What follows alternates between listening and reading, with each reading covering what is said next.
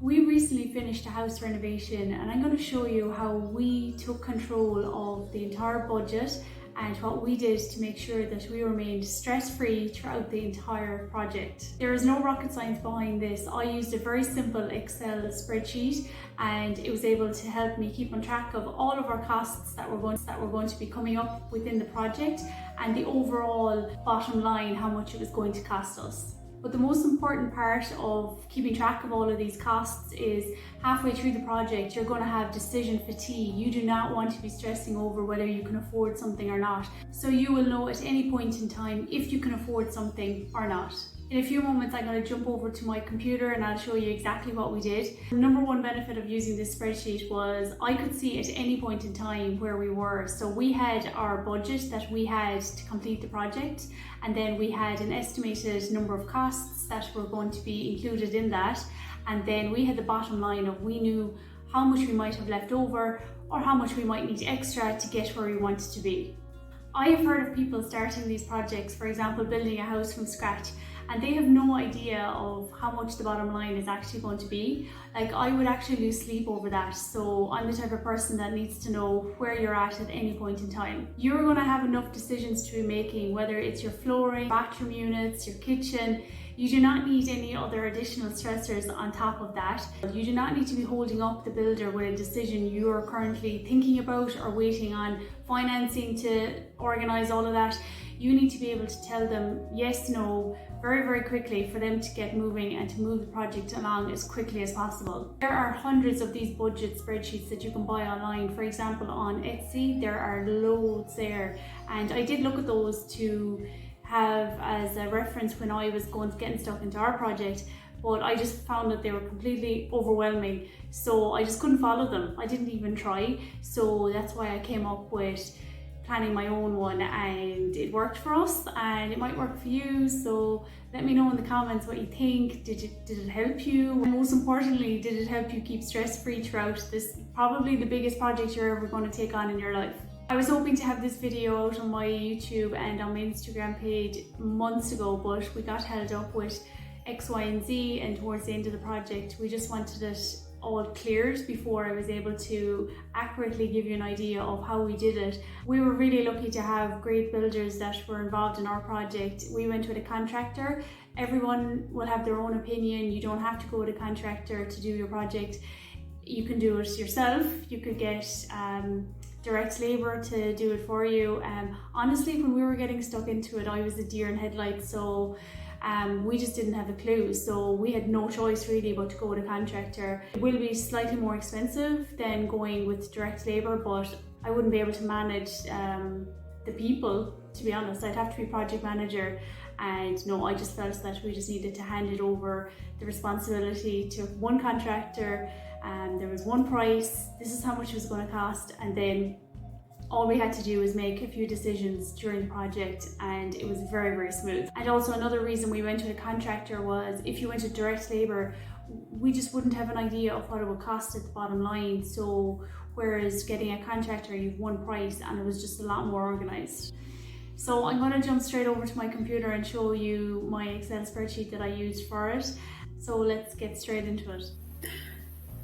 Okay, so I will zoom in a sec, but I'm just showing you that this is just one page. It's very, very tidy. You can make this as large as you want or deduct a lot of line items if you need to, but I'm just giving you an overview of like, this is it. This is all we used. Needless to say, we are using example figures in this template just for demonstration purposes. Obviously, I can't be sharing the actual figures, so you'll see that these are all rounded up. I have just zoomed out a small bit there, and I'm just going to go through each of the sections in it. So there's 3 parts, 1, 2, and then 3 at the bottom here. Very straightforward.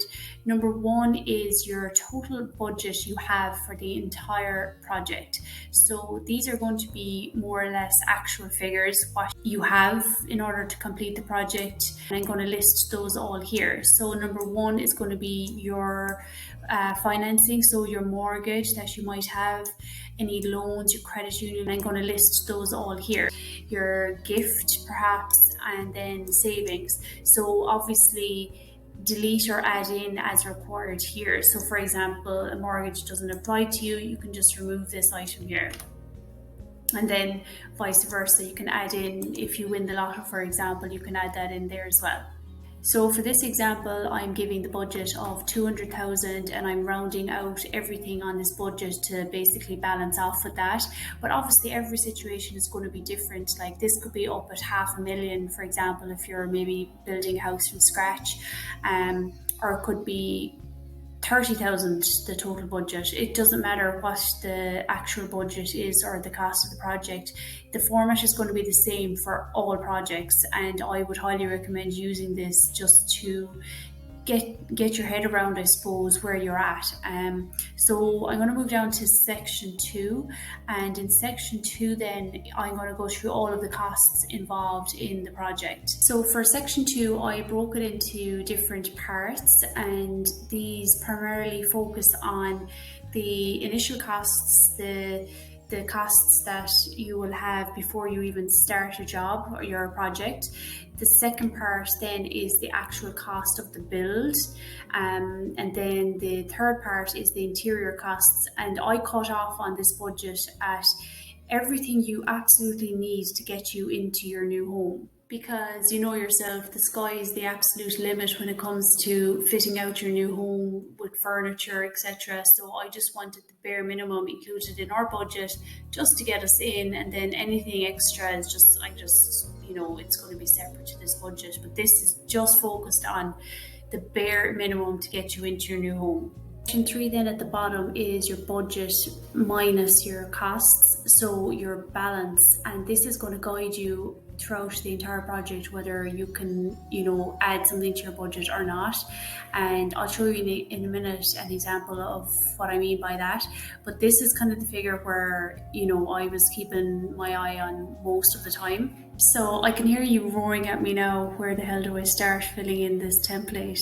So what you're going to do is you're going to download it first, and then I would mainly focus on the yellow boxes. So fill in the information that you do know. Start there. You know how much you're going to be able to have access to approximately. So fill in as much as you can here. Then I would start filling in the costs that you know will be coming up, or perhaps you've already had them incurred already. So for example, you're going to have your architect's fees, or your quantity surveyor, solicitor fees, stamp duty, engineer. Add in more as they come up or that you may already have incurred. So as you can see, 10,000 already before you even start.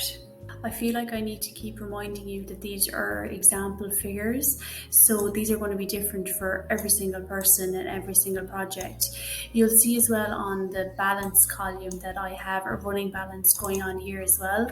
And if you add in a payment, so for example, you had your engineer fees already paid for before you even start, just pop that in there and you can see that it will reduce that balance that you owe. So for example, maybe you paid a deposit to the engineer of €500. It will reduce that balance there.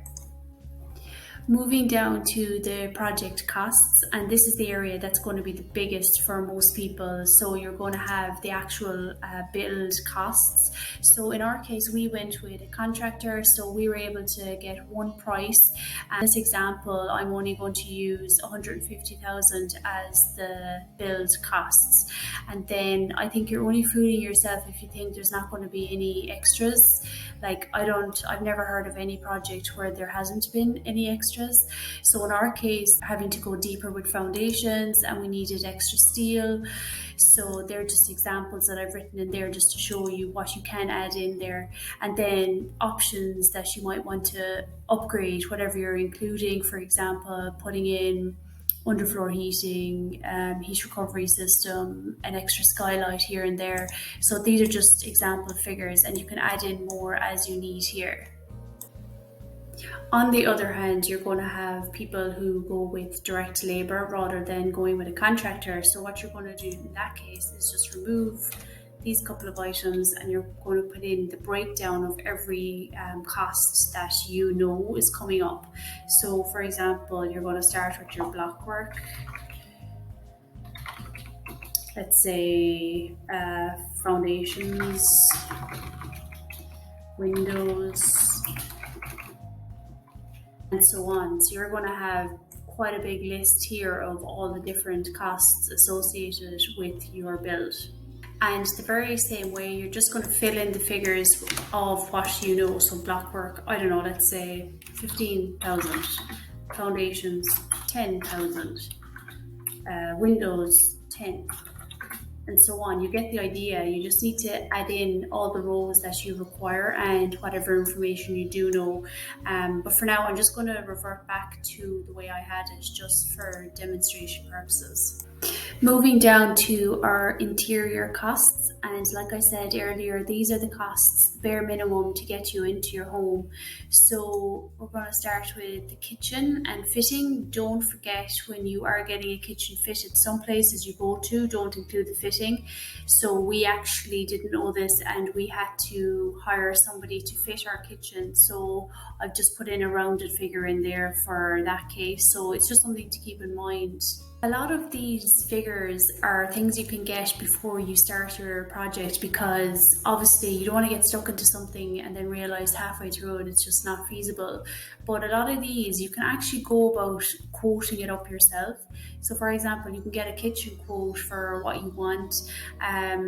Flooring, for example, you can get that measured up and know an idea of what it's going to cost. Your bathroom the exact same way. Getting the house painted on the inside was something that we definitely knew we did not want to do ourselves, nor did we have the means to, because it was something that our builder as well told us, do not skimp on that. Like, basically get professionals to do it where you can, but I'm sure if you try to do it yourself, you'll save a few bob there. But look, each to their own. So in a perfect world, this budget ties out. Your budget was 200,000 and your total costs come to 200,000.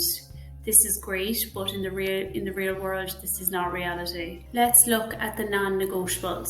So this situation, let's just say the budget is 200,000 and it is not budging. That is the absolute max that this person has for completing their entire project. And let's just say they go and price up the project and it's coming in at, let's say they're going with a contractor and it's coming in at 180,000. It's a lot more than they expected. And then let's say they go and price the kitchen as well, for example. Let's say that comes in at 18,000. Already you know that you're in trouble. So if you pop down to part 3, you will see that it's gone to 35,000 over budget. And as you can see on the right here, my notes, a positive, this is positive. So this means you need extra funds. That's putting it bluntly. In a situation like that, you just have to go back to the drawing board, talk to your builder, see where you can reduce or downsize where possible. That's just not happening if it's gone to that amount over budget. But look, everyone is going to be different. On the other hand, then the opposite. So let's just say you went to your builder, you still have your budget of 200,000. You went to your builder and it's come in 50k cheaper than what you thought it was going to be. So there you go, straight away you have a negative figure down here. So a negative means it will be, and you'll see a minus beside it. This means you have a surplus of cash where you can use somewhere else. I don't know any situation where this happens, but you never know. So that means you have 50k to perhaps do your garden, your driveway, etc. I don't know, you find a way to spend it either way, but it's rare that I would ever hear of projects that are coming in under that, so under budget. So let's face it, you are going to be looking at the earlier scenario where you're going to need to find extra funds, but like I said, everyone is different. You're going to have different personal circumstances. I'm just showing you how we managed it and were able to figure out what we could do in our own personal situation. We found this very, very useful, using this technique, when, for example, it came up at the very start of, the contractor landing on site and they were digging the foundations, and next thing you know, they're telling us that they need to go deeper with the foundations and it's going to cost X amount. And like the guys are on site digging, and like you're in a position where there's a quick decision to be made. You're not going to stop them progressing with the project. Like that's not happening.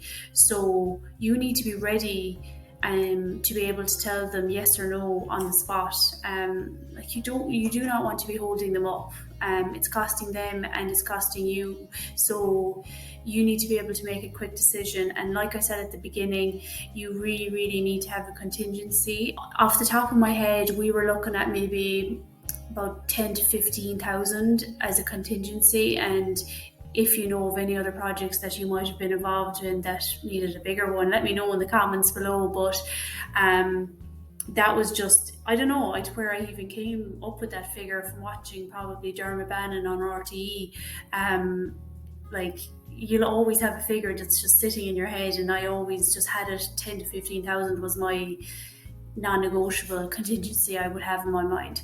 So within our initial budget, I would have I would have had all of that included up here, the contingency. I just don't have it as a separate line item. In that situation, I am going to my spreadsheet and looking at where we're at. I have the contingency included in the non-negotiable budget. This is the absolute max we are stretching to. So I popped down to my extras here, and I've just taken it out now just to show you. But in that situation, let's say it was 6,000 I'm including here. So 6,000, they say, do you want us to go ahead with this or not? Pop it in here, and you know that it was included within your budget, so you were good to go. So if I show you, if I took that out, the 6,000, I would have been able to use an extra 6,000 somewhere else, for example, getting a fitted wardrobe. But unfortunately, reality hits you, and you have to allocate that cost to somewhere more important to get the job, to keep the job moving. It was really handy to be able to do that in that situation, because you know, I did not want to hold the builders up. I had to make a quick decision, and we just went for it. So I hope you found it useful. If you've downloaded the spreadsheet already, thank you so much, and I hope you enjoy it. Like I like Excel anyway, and I enjoyed using this to be able to keep on top of the entire budget. I actually enjoyed that part of it. Some people don't. Some people cannot deal with the budget when you're getting into a project like this. But guys, I'm telling you, when you are on site and your builder is standing in front of you and you need to make a decision, you really need to have your ducks in order and know whether you can, go ahead with something or not. And if you tell them, look, I'm going to have a look at the budget and get back to you really fast, it's a lot easier than them having to stop work on site or not show up at all.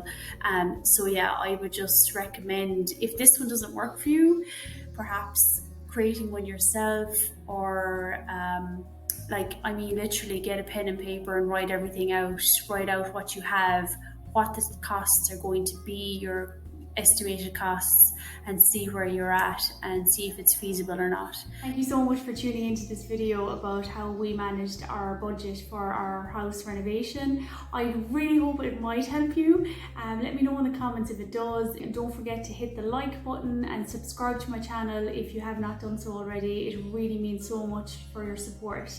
Thank you so much, and we will see you in the next video.